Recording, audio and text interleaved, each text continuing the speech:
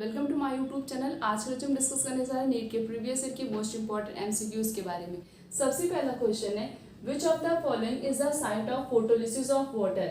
Water की photolysis कहाँ पे होती है? फोटोलिसिस का मतलब क्या होता है? वाटर का ब्रेकडाउन होना। वाटर का ब्रेकडाउन कहाँ पे होता है? पहला ऑप्शन है स्ट्रोमा ऑफ क्लोरोप्लास्ट। क्या क्लोरोप्लास्ट के स्ट्रोमा में होता है, या फिर क्रिस्टी ऑफ क्लोरोप्लास्ट, या फिर क्लोरोप्लास्ट के क्रिस्टे में होता है, या फिर क्लोरोप्लास्ट के राइबोसोम में होता है, या फिर जो है lumen surface of thylakoid membrane, या फिर थैलाकॉइड मेम्ब्रेन के लुमेन सरफेस पे होता है। हमें यही बताना है कि वाटर की फोटोलिसिस कहाँ पे होती है।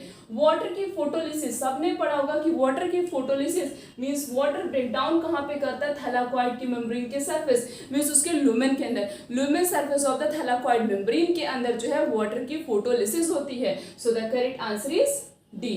Next question is most abundant enzyme in the world is. इस पूरे वर्ल्ड में सबसे ज्यादा अबंडेंट एंजाइम कौन सा होता है? पहला ऑप्शन है क्या कोलेजन है, या फिर रोबेस्को है, या फिर पेप्टिकेज है, या फिर पायरुवेट डाइकाइनेजेस है। Most abundant enzyme in whole world is the rubisco. Rubisco is सबसे ज्यादा अबंडेंट एंजाइम है इस पूरे वर्ल्ड का। So the correct answer is B. Next question is for every CO2 molecules entering the Calvin cycle require energy is।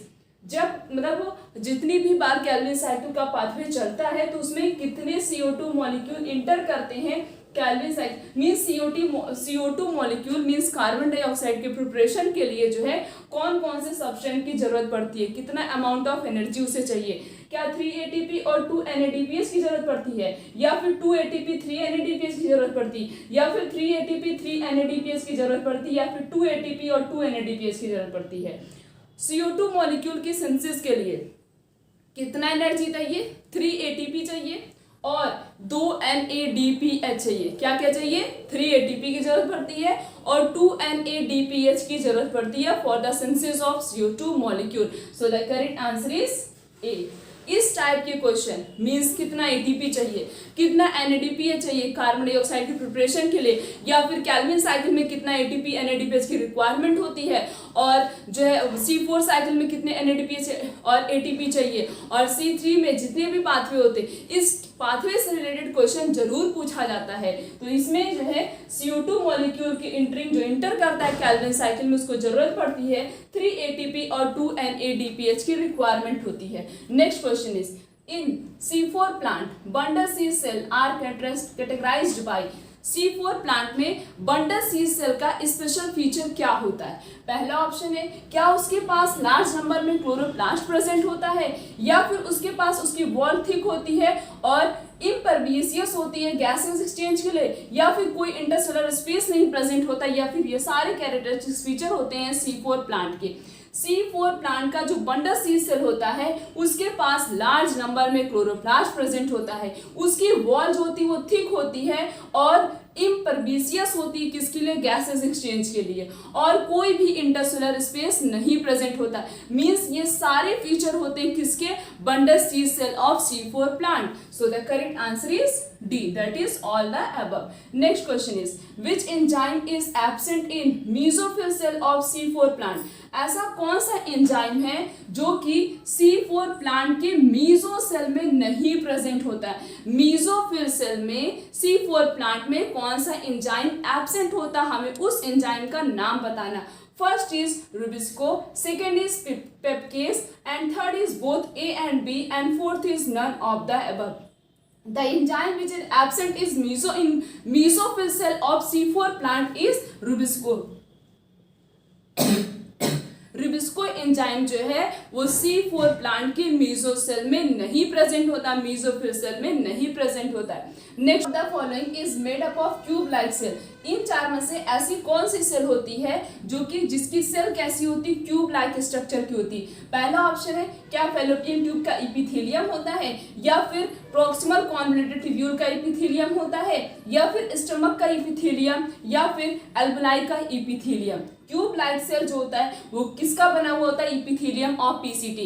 PCT means proximal convoluted tubule का जो epithelium होता है वो किससे बना हुआ होता है? वो क्यूब लाइक सेल का होता है। उसकी सेल्स कैसी होती है? क्यूब लाइक सेल होती है। So the correct answer is B.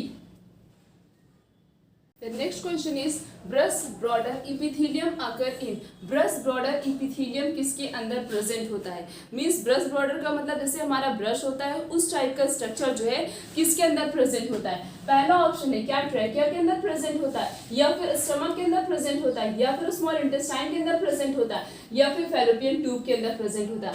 हमारी स्मॉल इंटेस्टाइन के अंदर ब्रश बॉर्डर इपिथेलियम प्रेजेंट होता है। क्यों प्रेजेंट होता है? वो क्या करता है, सरफेस एरिया को इंक्रीज कर देता है ताकि इजीली फूड का क्या हो सके, एब्जॉर्प्शन हो सके।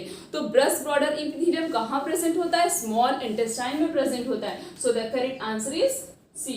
Next question is loose connective tissue is, इन चार में से कौन सा है जो कि लूज कनेक्टिव टिश्यू से बिलोंग करता है? पहले तो ये हम बात कर लेते हैं बोन, ब्लड और कार्टिलेज। ये तीनों जो है ये स्पेशल कनेक्टिव टिश्यू के अंदर आते हैं, ये स्पेशलाइज्ड कनेक्टिव टिश्यू हम बोल सकते हैं। बचा क्या है हमारा? एल्वेओलर टिश्यू। एल्वेओलर टिश्यू किसके अंदर आता है? लूज कनेक्टिव टिश्यू के अंदर आता है। So the correct answer is A. Next question is Which of the following is best method of germ plasm conservation? इन चार में से ऐसा कौन सा मेथड है जिसके अंदर इजीली हम जर्म प्लाज्म कंजर्वेशन कर सकते हैं? मींस इजीली हम जर्म प्लाज्म को जब कंजर्व करके रखते हैं तो वो किसके अंदर आता है, किससे बिलोंग करता है? क्या वो हर्बेरियम से बिलोंग करता है, या फिर बोटेनिकल गार्डन से बिलोंग करता है, या फिर सीड बैंक से बिलोंग करता है, या फिर जूलॉजिकल पार्क से बिलोंग करता है? जब जर्म प्लाज्म को कंजर्व किया जाता है वो सबसे बेस्ट मेथड होता है किसका? सीड बैंक का। क्या किया जाता है, जैसे हम लोग सीड को कलेक्ट करके रखते जा रहे हैं। क्यों कलेक्ट कर रहे हैं सीड? ताकि आने वाली जनरेशन में अगर कोई प्लांट ना रहे तो उस सीड से हम क्या कर सकते हैं, मल्टीपल प्लांट की ग्रोथ करा सकते हैं। तो इसीलिए सीड को क्या किया जा रहा है, कंजर्व करके रखा जा रहा है। तो जर्म प्लाज्म कंजर्वेशन के अंदर क्या आता है, सीड बैंक से बिलोंग करता है। So the correct answer is सी।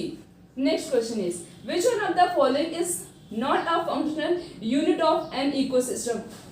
इन चार में से इकोसिस्टम का कौन सा फंक्शनल यूनिट नहीं होता है? पहला ऑप्शन है प्रोडक्टिविटी, दूसरा ऑप्शन है सर्टिफिकेशन, तीसरा ऑप्शन है एनर्जी फ्लो, चौथा ऑप्शन है डीकम्पोजिशन। डीकम्पोजिशन, प्रोडक्टिविटी और एनर्जी फ्लो, ये तीन जो हैं बिलोंग करते हैं, ये तीनों फंक्शनल यूनिट होता है इकोसिस्टम का। बट स्ट्रैटिफिकेशन जो होता है ये इकोसिस्टम का फंक्शनल यूनिट नहीं है।